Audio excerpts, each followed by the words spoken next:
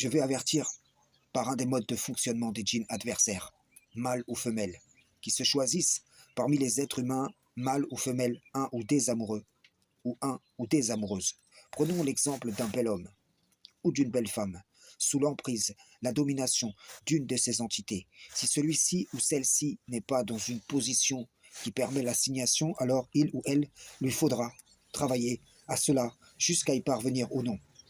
Si il ou elle y parvient, ce sera à l'image du dresseur qui parvient à passer la laisse autour du cou du chien.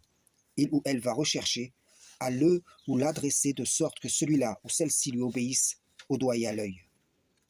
Il ou elle va lui donner une éducation qui le ou la maintient, perpétuant les causes qui permettent l'assignation, accroissant par le même biais ses mauvaises actions et par ricochet augmentant ses jours de prison.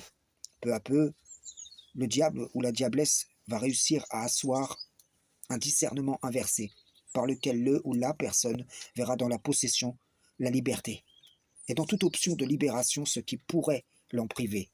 Il ou elle sera dans le déni. Cela impactera le lien marital, les liens familiaux, amicaux, de voisinage, etc. De la même façon que des parents rechercheraient à éviter les mauvaises fréquentations pour leurs enfants, l'adversaire va chercher à affaiblir ou briser tout lien qui serait un danger pour sa domination. C'est ainsi que ces gens dominés se retrouvent bloqués le plus fréquemment au sujet des mariages.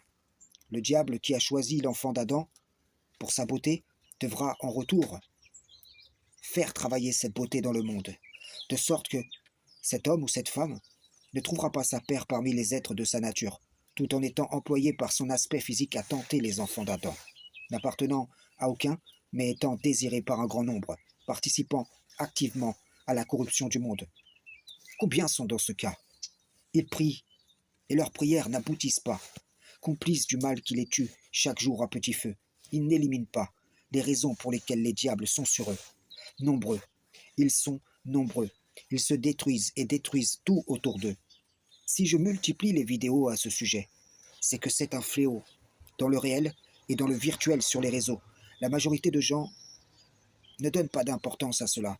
Et pourtant, ils sont avertis que l'influence de l'invisible peut mener à tuer la vie sacrée, à désunir l'homme et la femme, à éduquer leurs enfants dans le mal, à corrompre de toutes les façons et sur tous les aspects des générations constituées de différents peuples évoluant sur une même terre.